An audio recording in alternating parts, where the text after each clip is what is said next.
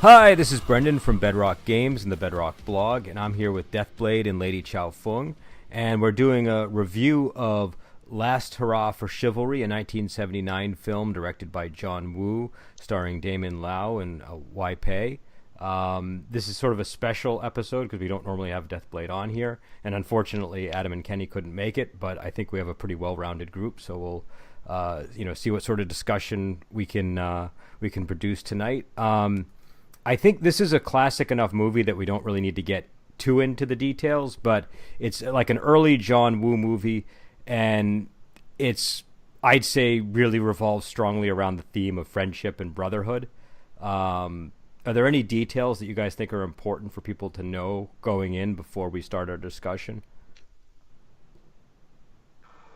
I think that if you haven't watched it before listening to us talk about it, you should watch it. But if not, then I think your introduction is good enough. I think that if I remember correctly, a while back, me and you were talking about, I think it was in the context of top movies of certain genres, and I think I placed this one in kung fu movies, and you had categorized it as wuxia movies, and so we had a little difference there. And so I kept that in mind as I was watching it again. And I still feel like it would better be categorized as Kung Fu than Wuxia. I get that it would be categorized as Wuxia, but I felt like the majority of the characters were more grounded in just like ordinary martial arts with no sort of like flying around Yeah. up until the very last scene. So I get why it would be classified as Wuxia, and it's a swordsman movie as well. But I feel like it has a lot of more realistic actual hand-to-hand fighting kung fu as most fans would think of kung fu, to put it into a kung fu category. No, and I think that's it's an interesting aspect of the movie because I get where you're coming from too, because it definitely has, it even sort of looks just more like a kung fu movie in general over the course of most of the film, and a lot of the plot detours it takes feel more like kung fu movie plot detours to me than wuxia movie plot detours, if that makes sense. But I think where I was coming from was, like you said, like that final scene, which we'll get into when we talk about it, and also some of the themes that come up in the movie. Uh, Yeah. but but I know that you think highly of this film, and I know, Lady Chalfung, you also think highly of this film. So I think just right out of the gate, what I want to talk about is what people like about it. Why it why you think it's so good. Well, for me, I think it's Pei's best work that he's ever done. He hasn't done well. He's not in very many movies, and I do like him in the Shaw Brothers movies. But I love this one for him as an actor more than I liked him in the Shaw Brothers films. I think they used him better. He in these movies, he in this movie doesn't seem to be going through the motions as he does in like say Invincible Shaolin. In the training scenes, he just seems to be just doing it. But in Last Hurrah, he seems to really be genuinely in the movie and, doing really good work. I also like the storyline of the movie, of the friendship and how the friendship develops and the plot twist towards the end. I never saw that coming the whole entire movie. I didn't realize it would end that way until it was there. So at one point I cry because I was sad. And then at the very end, well, not the very end, almost to the end, I cry again because I'm happy. And then finally at the end, I cry because I'm sad again. So any movie, Brendan, that makes me cry, I'm really going to enjoy. I mean, same kind of things for me for me as well. Like the I'm not as much of a connoisseur of the movies as you guys are. This one I watched when I was very first getting into the whole genre. I honestly don't remember how I came across it, but it was back when I was obsessed with wuxia movies specifically, and kung fu movies as well. And it was one of the ones of many that I watched.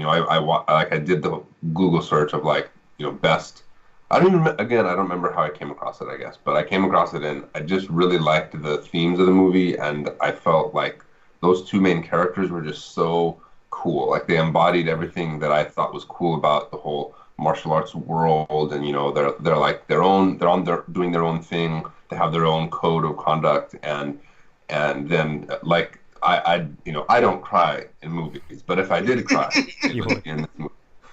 And if I I will. did, I will admit to crying from time to time. I have not cried. I didn't. This movie didn't make me cry, but I will. I will give in to that emotion. But I'm sorry. Go on. I interrupted you. No, that was pretty much it. Just it's definitely very emotional, and for me, the whole, I've evolved over the years. I mean, as a person, I got interested in Wushu because of Crouching Tiger, Hidden Dragon. That's pretty much the starting point. But that's a pretty old movie, and over the years, I've gone through many different stages. Like I watched most of the the wuxia and kung fu movies before I even started studying Chinese, and then it was afterward I started studying Chinese, and then I moved to China, and then I translated. So it's like a lot of different things have happened. Now I have kids, and or a kid, I should say. So I've evolved a lot, but throughout all those years, the subject of friendship has always been kind of like something that's important to me in different ways, and so that also really like hit me because it emphasizes that so much in the movie.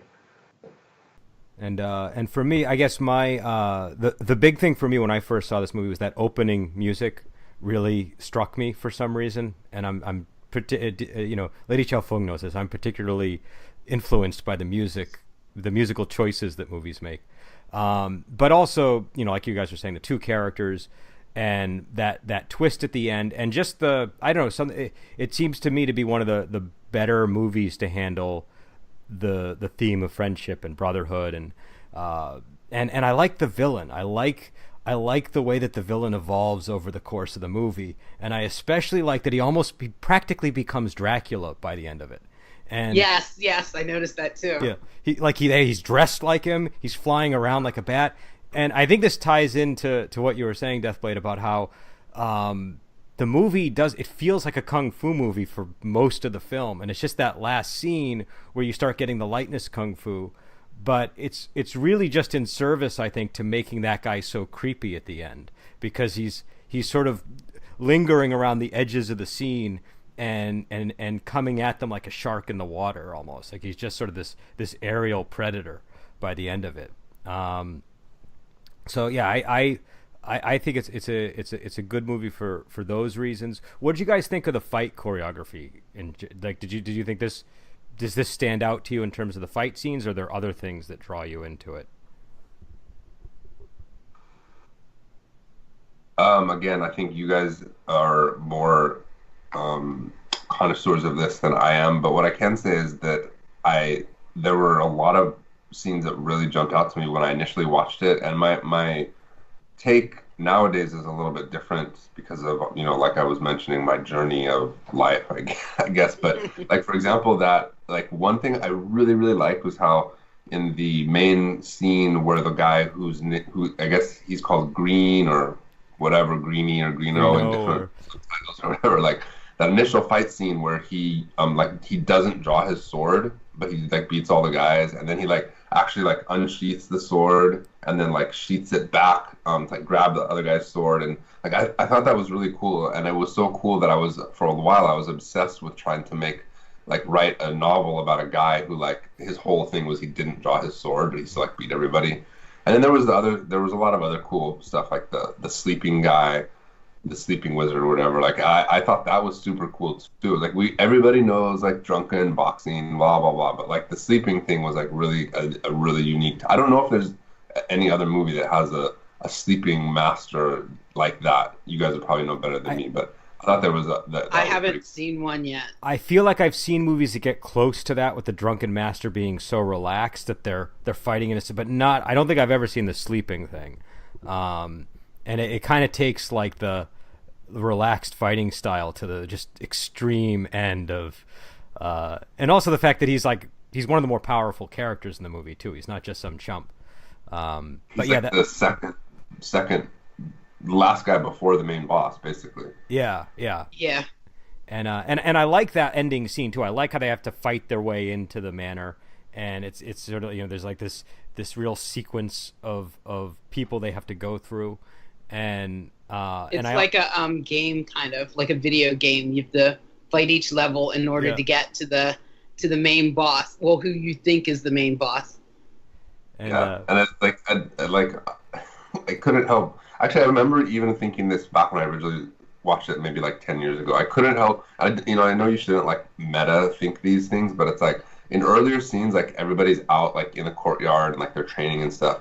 And I was just like thinking, what went into them like preparing for this? Like all of the, like he's like, okay, you guys bury underneath the ground, and you guys hide up in the rafters. No, and the back room. I do the same thing. Like when you have the guys that are like, underneath the sand in movies and stuff, you're always like, well, how are they setting all this up? Some of these films, they have pretty, when the trap is sprung, it's clearly a very elaborate sort of setup. But yeah, I don't think you're supposed to overthink them too much. But yeah, you're not the only one who overthinks it, because I'm thinking, well, how long were they down there? Did they really expect him to come tonight? I mean, wouldn't they suffocate? That kind of stuff. So yeah, and it's like I'm also thinking like, dude, like why didn't you just like attack them with all your guys at the same time instead of like setting them up in this elaborate like the cage? Like how did they know the cage would be like right above them at the right time? Like, you know what really has to suck is being the guys that have to fight them first, like the crew of men that are gonna die. I just sort of picture them trying to talk the boss into letting them go last. Like, let's try a different strategy and put our strong men up at the front of this. But yeah, I don't know. I don't know. It reminded me of a lot of the sort of classic martial arts movies that you see growing up. It just has that it has like all the greatest things that you expect in a martial arts movie. Yeah, and I was really happy because I watched this again last night for the first time in actually quite a few years, and I also watched it for the first time in Chinese. And I liked it pretty much just as much as I originally liked it. So I'm glad that for me it aged well, so to speak. Even knowing everything that was coming, I still really enjoyed it. Yeah, no, I think it held up. I was kind of worried about that too, because I'm like I've sort of put it on a pedestal in my mind, and I always worry when I do that, and then I go back to a movie because you never know, is it gonna slip. And this one didn't. Even the goofier stuff in the film is really entertaining. Like the scene where he beats up the guy that he wants to marry his sister. Yeah. And and it's just like it's a really playful scene, but the punchline is funny and it just works and so, and also the stuff at the what was it, the Fragrant Mansion brothel, all the stuff with the green character and the courtesan. They have like a weird romance where the courtesan is in love with him, and he's kind of more in love with his wine than he is with her, but he still seems to appreciate her company.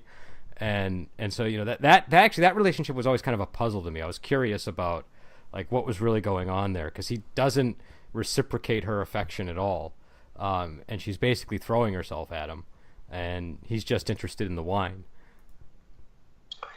Well, I got the sense that there's a backstory to that, and to me, it wasn't. To me, it seemed more like, and I don't know if I felt like this. Oh, so incidentally, I'll talk about the Chinese in a second, but I feel like the subtitles were actually pretty good for the most part compared to some of the other movies I've seen. Pretty accurate. There were some nuances I felt that didn't necessarily come through.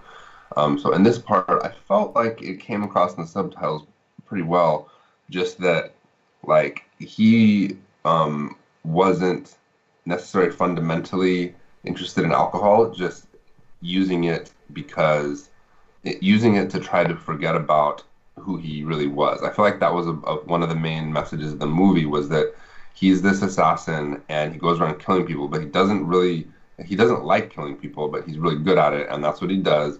And instead of sitting around thinking about it all the time, he just would rather drink. And if he stopped drinking and was like trying to like have a normal, whatever you call normal when you're an assassin and your lover is a prostitute, but like a normal relationship with, the person you love, I don't think he could handle that really. And I think I think the point of the final scene, not the final scene, but leading up to the final scene, remember where he's walking off and he looks back and he smiles at her? I think the point of that is that he's he he's intending to come back, I think is the point. And remember earlier in the movie as well, he basically said like, I just need to do I need to do one final big job, and then after that, like I'll come for you. And I think that that was the whole point of that scene. And the alcohol wasn't his motivating factor. It was what prevented him from like finally giving up on his old life of killing. Yeah, I tend to agree with Deathblade. I think he he loved her, and she obviously loved him, but to keep his sanity, I guess, or he numbed himself with the alcohol to prevent him from keep dwelling on the fact that he was an assassin, and that, you know, sometimes he wasn't as good at it or didn't make a lot of money at it as he might have been able to. But I really do think he cared for her. But I'm not sure about the look that he gives her at the near the end, if he's I'm coming back, or if it's a not coming back look. Because when she grabs the wooden post, she drags her fingernails into it and leaves marks. And to me, that kind of signified that maybe she was deathly afraid that he wasn't going to come back. And maybe that was their parting glance, that they knew that they would never see each other again. Well, and there was possible. Go ahead, Brendan. Oh no, I was just gonna say, and there was also a story he told. It was kind of I've always sort of wondered about this. He says to Chang that he, you know, when Chang's talking about the three guys following him, that there were three kids following him at one point, and then they all ended up looking like him and being his illegitimate sons. And I was sort of wondering, is that like is he just joking around, or is that like an actual story that is the reality? Yeah, that's a good point. I was wondering about that too. In the part, there's another part where the green guy, the assassin, is talking to the woman, and I feel like this was one of those parts where there was a slight nuance in the Chinese that wasn't in the English. I can't remember the English subtitle, but in the Chinese, she basically says, why don't you stop like doing this? Why don't you stop killing? Or I think it's specifically in Chinese, she says, why don't you make this time your last? This is, I'm pretty sure, right before he goes out and kills the guy that he rescued. And in Chinese, he basically says, in my line of work, once you kill a first time, there can never be a last time.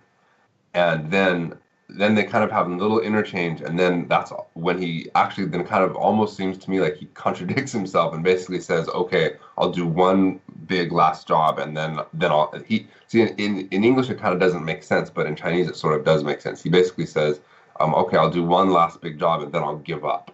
So implying that he's going to go away from that lifestyle, even though he literally just said that it's impossible to do that. So I feel like maybe there's supposed to be some sort of contradiction there, based on what he said. And then, interestingly enough, and then I want to get to this before I forget about it, I didn't notice this ever before until I watched it last night. I feel like there was actually some pretty interesting foreshadowing in that scene, the scene where he kills the guy that he rescued.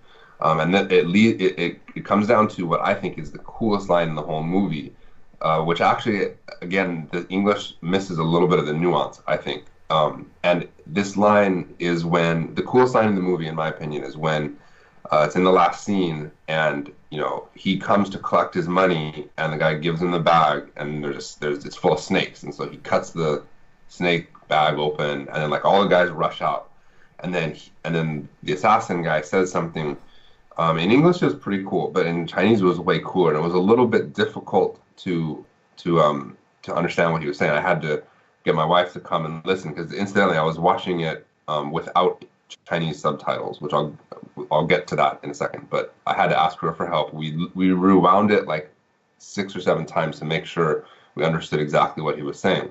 And basically in that scene, so he cuts the bag of snakes open, and then he picks one up on his sword. And in Chinese what he says, there's something you don't understand about my line of business. When I get a mission to kill somebody, I'll kill one person. But if I find somebody that's untrustworthy or unfaithful, I'll kill 1,000 of them. And then he starts fighting, and that leads to the dramatic final scene. But I feel like that was foreshadowed in that scene with the guys with the that he rescued and didn't pay him, because that guy basically broke his trust, and then he just killed all of them. Yeah, I mean, that's a good point, because that definitely, and it followed through all the way to the end, basically, with his character.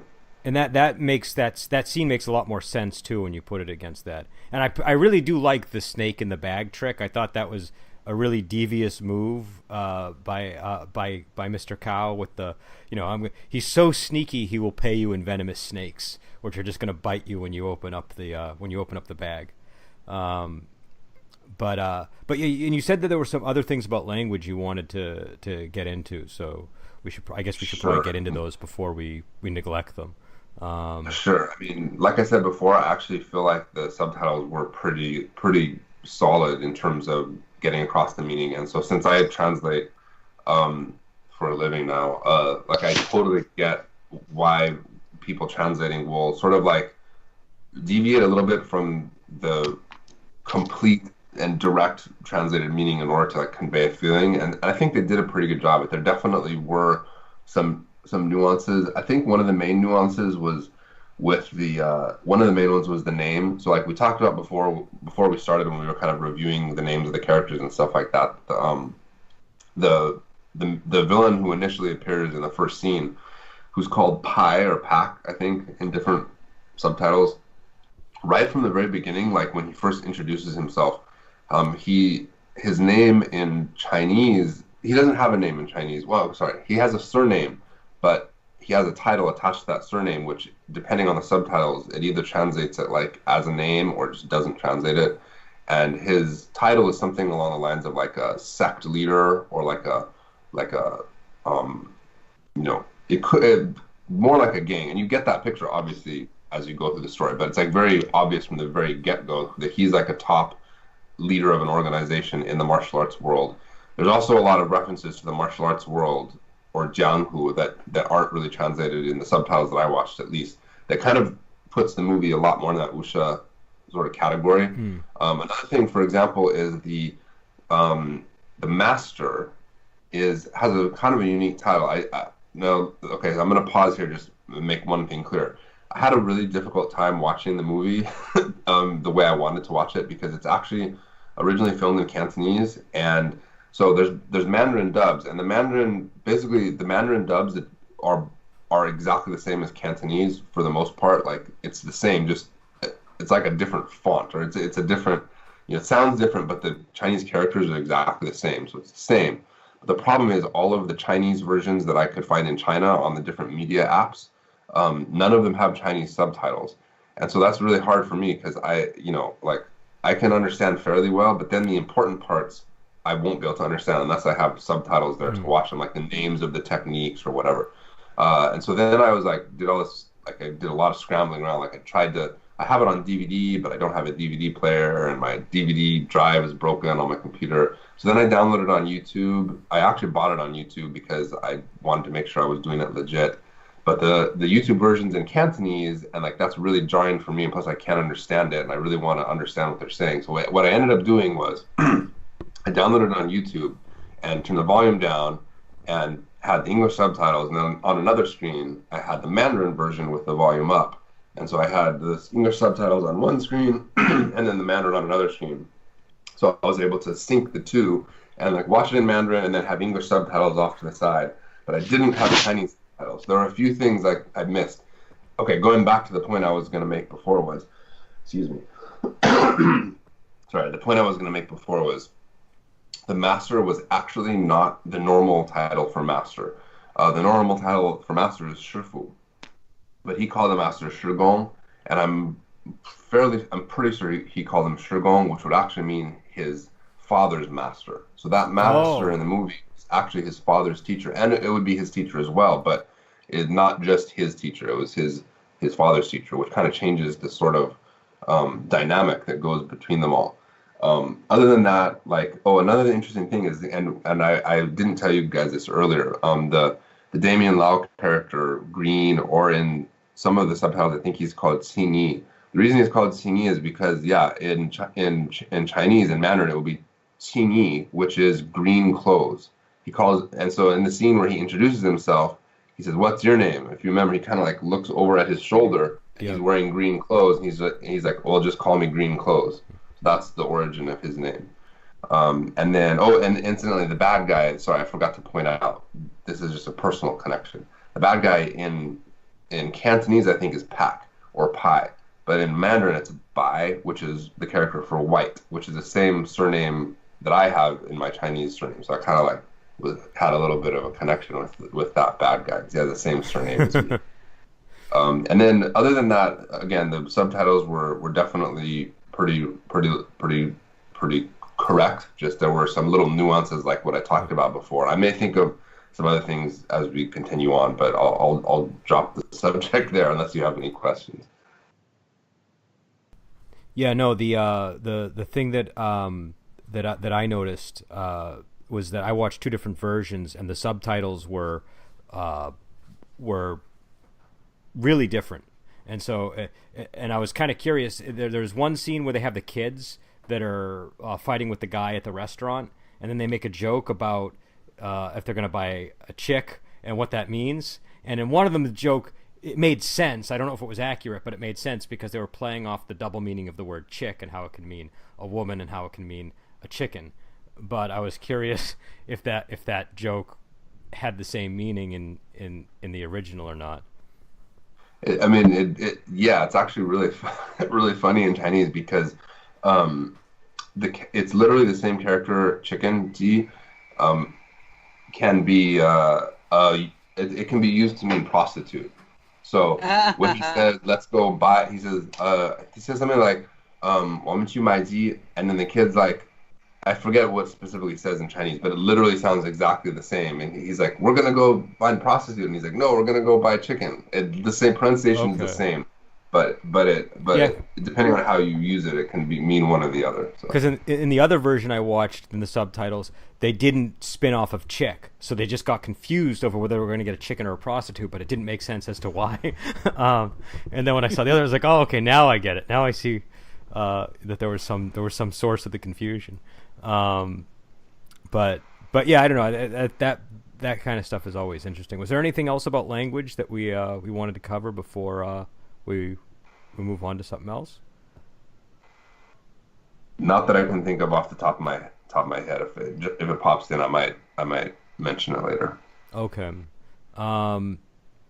So I did want to get a little bit back to the fighting. And I know Deathblade, this isn't like your area of focus, but one thing I wanted to just sort of go over was I noticed this time around the camera work a lot during the fight sequences. I think that because like the fighting in this one, a lot of the fighting I really like, but there are moments in the movie where the fighting kind of like there's some scenes with the Guandao especially where the Guandao just looks a little too heavy or something, and it like moves a little bit too slowly.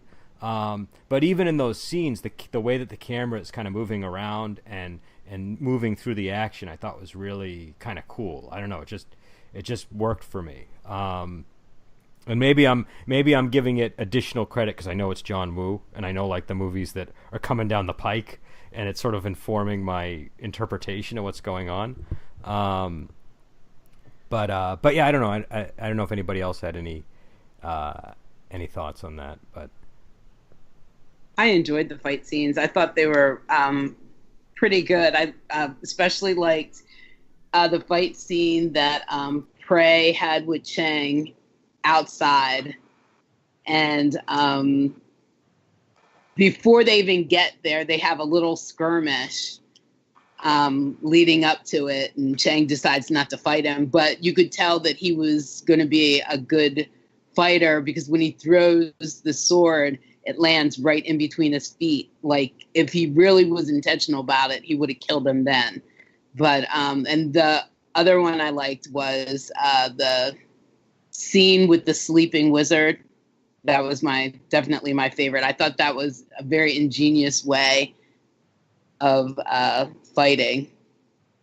Yeah, I think my two favorite fight scenes. I like the sleeping wizard character. Like he to me is like he's like one of these really cool eccentric characters that you just get in these kind of movies that stand out, and you wouldn't see this in like a Bruce Willis movie, Right. But the my two favorite fight scenes are the duel with Prey, because I feel like that's like just the energy in that fight feels like really like it's at its maximum, and the final fight with Mr. Ko and the swooping up down from the sky and all that stuff.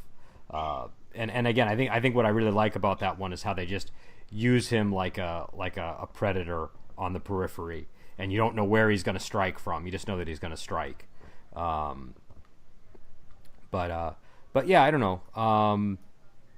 What about the what was it? Were there any of the characters that you liked more than the others? Like we have let me see if I can get my list of characters here. We have Chung Sam. And by the way, Deathblade, do you know in my version they called him the Magic Blade? Did that match what you saw in the? Well, actually, I was gonna just point that out, and what you just talked about, Lady Chao Feng, about just a second ago reminded me of a couple language points, which was first of all the guy named Prey. So I get why they call him that. In Chinese, there is a pun in the subtitles as well. I'm pretty sure he said something like, "If you touch my sword, you'd better pray," or something. Yeah. Something like that. Yeah.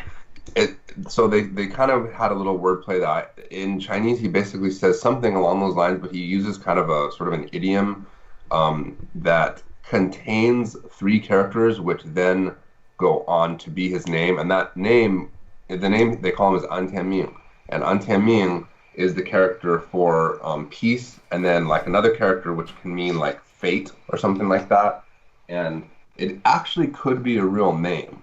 I asked my wife about it, and I was like, does that sound like a real name? She was like, yeah, because the character An can be a surname, and then Tianming, it would be kind of a little goofy, I think, for somebody to be named that in real life, but it's possible, especially in wuxia movies. So it's hard to say whether or not that's actually his name or his martial arts name. And then, another big thing, so this relates to what you just asked about, Brendan, which is, so this movie does something that I kind of talked about. I have a YouTube video where I talk about the differences between Chinese swords and sabers, and this movie does a thing where they translate saber as sword. And so that guy Prey, and also the Zhang San or Chung San character, they both fight with sabers specifically, and then the assassin guy actually fights with a sword. And so during the interactions with the Prey character and the Chung San character, they're always talking about sabers, not swords. And in fact, his name, if I was going to translate it, I would translate it as Divine Saber, not Magic Sword, I think was what it was. It's basically the same thing though, but they specifically definitely were talking about and fighting with Dao, which is the single-edged blade, which is a saber as opposed to the sword. So that was one little point. Okay, no, that makes sense. Yeah, and in one of my versions, the Prey character was also called Let It Be, and that was the most jarring one because they still made it make sense. Like he said, because in one version he said, "If they touch my sword, they better pray," and in the other one he said, "If they touch my sword, they better let it be." But I just kept picturing Paul McCartney singing those lines, and I couldn't get away from that connection. I guess this is a hard one, but I think if I was going to translate it, it would be something like a peaceful fate, but that peaceful fate by implication is death. Okay. That's. I mean, like I guess. Oh, go ahead. No, I was going to say I like that translation. It makes a lot more sense. It sounds like that's a particularly hard character to translate into something that would make sense in a movie in English, especially since I think these are pretty old subs. Though at some point, Deathblade, I really want you to see Web of Death with me, because there's one scene where they have them doing where there's a character who's meditating, and they have him doing the Lord's Prayer. And I think it's because the subtitles were done in the 70s, and it was just, they needed something that people understood. Okay, this is some kind of religious thing. But it really sticks out now. But I guess, go ahead. I was just gonna say, remind me of that one of these days. And then second of all, like there are two movies which like in my like I have a dream of one day re-subtitling, like retranslating and re-subtitling them. So this is one of them, and then the other one is Crouching Tiger. I feel like Crouching Tiger, Hidden Dragon, though. I've talked about this in videos and stuff before. There are actually some very big mistakes in the Crouching Tiger subtitles that completely change the meaning of the movie. But this one, it's not that. It's like definitely the main meaning comes across. There's just some like little nuances, like the Divine Blade or whatever, or the guy's names, where I feel like taking a little bit of time to translate it. Not, I don't want to make it sound like the other one's incorrect, but like a little bit more nuanced, I feel would be pretty cool. Maybe one day I'll do that. Do you think the errors in Crouching Tiger, do you think those are unintentional errors, or do you think those are things that they did because they thought they would play better to a Western audience, so they just made those changes? I'm unsure about that because like I've read, I don't know if it's on the Wikipedia page or if it's on an article somewhere else, I forget, where supposedly the director like edited the subtitles and approved of them personally, and then like praised them for how good they were. I just find that really hard to believe because there's just some part like, so not to veer off to this too much. It's okay. I have a video on YouTube about this, but basically the entire crux of Crouching Tiger, Hidden Dragon is the whole issue with the sword, the Green Destiny sword. And there's a scene where basically like that entire thing is like set up and foreshadowed and explained, and it's completely glossed over in the subtitles. So I feel, and that scene is actually very cool in the subtitles. And the only reason I came across it was because actually in the video that I mentioned before about swords and sabers, like I remembered that scene, and they're talking about swords and sabers. So I went back to find it to cut it out and have an excerpt in my video. But now that I can speak Chinese, I was listening to what they were saying, and I was like, what? Like, this is completely different than what it says in the subtitles, and it changed the whole movie for me. So to answer your question, I think they just made it, they just tried to make it more easy to read for Western English-speaking audiences, and then however it happened, they just cut out some things that I think were pretty important. And so I wonder, because I've only really watched that one scene in detail, I wonder what other scenes might have things, you know, a little bit different than the actual Chinese. And so yeah, I would love to see an actual complete subtitle version of that, just for that sake. And then for this one, Last Hurrah for Chivalry, I just feel like there is a little bit of like nuance in the way that they talk to each other, especially the two main characters. It just feels, it's more cool, I feel like, in Chinese. I think this is a problem more, especially with the old kung fu movies and old wuxia movies, where they actually oversimplify the subtitles, and they make it I don't want to say Chinglish because it's not Chinglish, but it's just not as cool as it is in Chinese. Like in Chinese, it's not goofy. I mean, it's funny. The comedy scenes are goofy, but like the non-comedy scenes are not goofy at all. It doesn't sound funny. It just sounds really cool. But sometimes, you know, subtitles kind of like, you're like, what is that supposed to mean? And yeah, so I feel like it would be cool to have it come across as being cool, not just goofy. No, I always kind of feel like I want to be laughing at the parts that are supposed to be funny, and it's not always clear when you're watching something in translation if it's intended to be funny or if it's just an accident that it was funny. And so I think we were talking about that when I was talking about, what was was it Jade Dagger Ninja? I can't remember the name of the movie, but there was one where there was this there's this pun where there were these guys called like the Four Kings, and he said something about, I think I told you this, Deathblade. He said, like, you know, more like no four king good, and in English it ended up being really funny, but I don't think that was at all what he, you know, related to what he was actually saying. But I don't know. We only got about 5 or 10 minutes left, but in the last 5 minutes, just going over the characters. You know, did people have characters that they preferred over the others? Characters that they thought, you know, the movie could have done without, or just anything they noticed about them? I liked all the characters. I don't think there was anybody that could have been left out,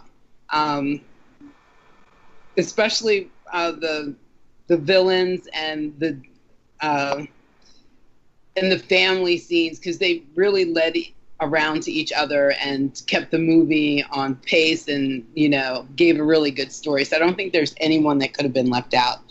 But I do think that Green was my favorite, even though I do like Chang, but I think just the way that his character was fleshed out and the way that he talks about being alone and not having friends at the beginning, and then what he does at the end contradicts that. And just, he made not a wide arc, but he was able to change in a certain way. He knew the value of friendship by the end of the movie and what was really important in life. Yeah, I think he was my favorite as well. I mean, I liked both of the two heroes, and I feel like their differences and similarities played off of each other really perfectly. Like, even especially like I remember I forget exactly what they said but when they're fighting into the final battle, like they're kind of like bantering a little bit, and and they're talking about killing and what needs to be killed and how much. I felt like they really had the one Jang-san, the sort of like righteous master who's retired to take care of his family or for whatever reason and doesn't want to fight again, and then gets dragged back into it beyond his own control, or because he's tricked essentially, and then almost the opposite of that, the guy who's chosen to just be embroiled in that world of killing and yet at the same time doesn't want to, and so he resorts to alcohol. Like, I just think it's this really cool pairing. But in the end, yeah, I like the assassin guy a little bit more. He seemed a little bit more. I like the fact that he was sort of troubled and hesitant, and just he was a lot more conflicted and interesting than the other guy to me. We had the best jokes too. I think he had the better funny moments. I would agree with both of you guys. He was to me, the Damon Lau character is the real standout character in the movie that you really are kind of rooting for, and Chung Sam is also a great character too. I like how he's kind of especially when you see him beating up that guy to marry his sister. That's a very entertaining scene. But I also really like the villain, Cao Pang, and I guess the second tier villain, Pak Chung Tong, and his training methods especially. I really liked watching his training methods and his insistence that his men train like he does, and he seems kind of almost demoralized by their abilities. Like, I feel like he's worked so hard to get to this level of perfection, and his men just are not willing to put in the hours of effort to get to that same level. So he just seems like this great master who's surrounded by mediocrity, with the possible exception of Sleeping Wizard and the two snake technique guys. But yeah, I liked Cal too. I liked the way he plotted and planned everything and got everyone involved to get done what he wanted to get done in the very end. He was a very good chess master in this. You know who he reminded me of is the Master of Passionless Valley from Return of Condor Heroes, because he's this character who just gets progressively more evil as the story goes, and it's like it just finally reaches like this ridiculous height of like, I'm so evil. Like in that story, he presents himself as this nice guy at the start, and then you just immediately start seeing how bad he is. But by the end, he's willing to kill his own daughter in order to have Li Mocho as his bride, and this guy's kind of similar. He's just he's willing to kill his own master and to throw a spear through his right hand man, whose loyalty goes back to his father, and he just kind of similar presentation too. But yeah, I mean, I agree with you guys, and I feel though that the main bad guy, Kao or Gao in Mandarin, is like, you're totally right, but at the same time, it's a situation where whenever he's talking about himself, he's always like, you can tell that he's the hero in his own story, and he's always. Oh yeah. You might call it excuses, but the things he says are actually not too ridiculous. Like when he's talking to a couple times he talks with his like friend that he ends up killing, or his underling, and like the underling is basically there's one scene where the underling says, you're nothing like your father, and he says, well, my father, you think my father didn't kill and rob people as well? He's like, when you become the most top guy, you can do that, and people call you a hero. Mm-hmm. So in his mind, he's basically he's trying to be as good as his father was, which it's never specifically says, but presumably his father, because remember, this all started because the dad took the estate away from the That's true. Uh-huh. and so that, like, it's always the case in martial arts world, the people who come out on top end up getting viewed as heroes and stuff, but most of the time they aren't, purely righteous. And so you got to wonder what exactly was going on. And then he's always, his initial motives for trying to get revenge seem to be kind of righteous, but he just goes down this path where he's willing to do anything to get what he wants. So do you think what we were seeing was a slow revealing of his true nature, or do you think that this was his changing nature over the course of the movie, where like he goes, because at the start of the film you could sort of make an argument that, well, he's betrayed by this he basically buys a prostitute to take as his wife, but he's truly in love with her, it looks like, and then she betrays him because Pac pays her 1,000 taels more than he did, and you could maybe make an argument that, like, with each of these little steps he's kind of changing a little bit.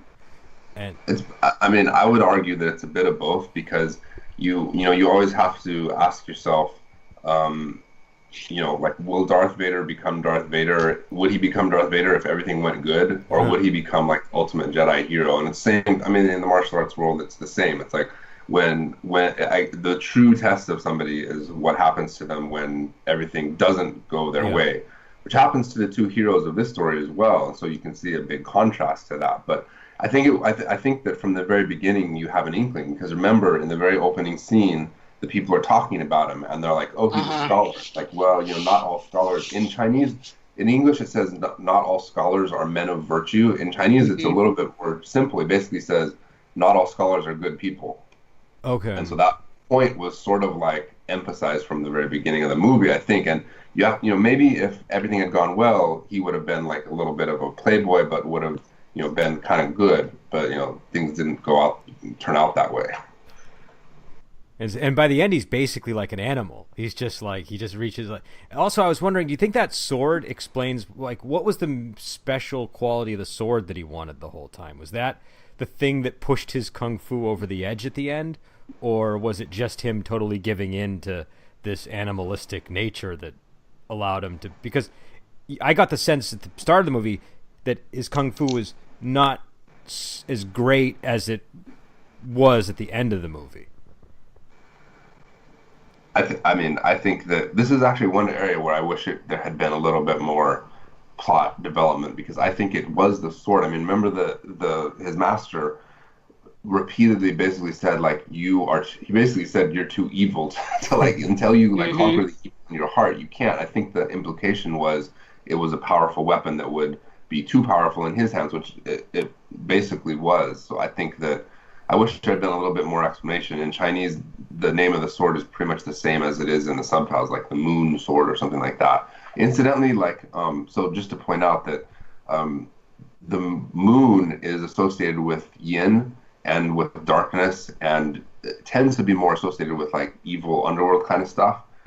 So there could be some connection there to where that it sort of implies that it's some kind of dark sword, but I think that without that, I don't think he would ever, like, he was never portrayed as being some top, like, flying around like magically the way he did in the last scene. Yeah, it's a pretty significant leap in his abilities at the end. Because his master even said in the one scene where they're in the bedroom that he would never be able to beat Kai because he wasn't good enough. He would beat someone that was much better. But then he goes on to take the two guys who took on Pai. So it's and he's doing it, not too shabby a job of it. But what and just before we go, what did you guys think of the final moment in the film? To me, that really sort of feels like much later John Woo movies, where you have this scene where one of the a character. I guess we can spoil it because people should know the plot before they see this, listen to this, anyways. But when Green dies saving Chang, and he the way that he dies is very picturesque. It's sort of a it just kind of sort of it gets into sort of the later heroic bloodshed type movies that John Woo's sort of famous for. Yeah, I thought that was a great ending, especially for Green. It made the circle complete for me, that he knew what he valued in life, and he would rather see his friend live, and he died because he still, I guess, felt that he didn't have much to live for, but he made that sacrifice that, heroic bloodshed's all about. Yeah, I mean, I agree. I remember really not liking the ending when I first saw it, because I wanted it to be like, walk off into the sunset ending. But it's a great ending. It sucked, but it's perfect, I think, for the story as a whole. Yeah, it's one of those endings that you don't really like, but you kind of feel like the director did the right thing. Like it's one of those sort of situations. And it's like, even last night as I was watching it, I was like, not crying at the end and thinking wait a second, maybe it just stabbed his lung, and then in the next scene, like he'll sit back up and then they'll walk off into the sunset. So that's how it ended in my mind. It wasn't really a fatal blow, it was just a very, very, very like painful blow that knocked him unconscious. He is a resilient character. You did see him get stabbed through that gourd earlier in the movie, right, and he was okay. So right, exactly.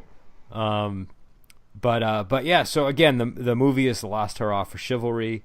Did you want to mention the title name too? I know that came up when we were online talking about it. If it's too last minute, we don't have to get into that. But it's not too complicated. Like most of the movies, whether it's going from English to Chinese or Chinese to English, the name tends to be totally different. And in Chinese, it just basically is a word for a brave, chivalrous, righteous hero. It just means it's Haojia, Haoxia, which means hero, basically. I'm not sure the origin of the English name, but obviously, other than the content, I don't know why they went with such a long title in English when in Chinese it's pretty much, and it's not like you couldn't name a movie Hero, right? There's a pretty famous movie. Yeah, there is. Hero. There is. Well, I will say this in the defense of the title they chose. That was the thing that got me to watch the movie when I first saw that. I was like, "Ooh, The Last Hurrah for Chivalry. That sounds pretty impressive. I need to see what that's about." And if it was just called Hero, I might not. I saw Hero because Jet Li was in it. But if I just saw the name Hero, I might be less inclined to watch a movie. Though there is another film called Hero. But yeah, it's a 1979 John Woo film, Last Hurrah for Chivalry. And again, we want to thank Deathblade for coming on here. He's a translator at Wuxia World, and he has his own channel as well. What's the name of your channel, by the way? It's just Deathblade. Go to YouTube and go Deathblade, yeah. And I'll put a link below. He does a lot of really interesting sort of breakdowns of things like he was talking about, like the meaning of different words, and I think what's your most recent one? You had a pretty cool one that you just put up not too long ago, actually. It's actually been hit and miss because I've been traveling so much. I'm going to start doing book reviews as well of books that are either wuxia or wuxia themed. That's the one I was thinking of. You did what was the book? Yeah, I reviewed a book called Udang Fist of the Wanderer, which is an author named Barbara Doran, and she writes original English language pulp fiction that's sort of wuxia themed. So that one is, you can check the channel out. I go into detail about it. It's basically takes place in 1848. It's about which is around the gold rush time, and it's about a martial arts master who retires from the martial arts world, then ends up traveling from Shanghai to San Diego, and then up the coast of California to San Francisco for various reasons. But it's really cool, modern day wuxia story by a modern native English speaker writer. So I think it's cool to have stuff that's written by good writers in English. There's plenty of stuff in Chinese, but I like to see stuff by authors in the West. And yeah, so again, you can check out Deathblade's channel, and we'll be back on next week. I can't remember what movie we're doing next week, but I know we have something lined up, and it'll be exciting, I'm sure. And I think we get into Alexander Fouchung movies. Oh, is that Alexander Fouchung month? Okay, all right. So yeah, that's August. I hope it's 8 Diagram Pole Fighter, but I'm sure it won't be for the first one. I can't remember. But we'll get into that, and I'm sure we'll have a lot of fun. And until then, we'll talk to you later.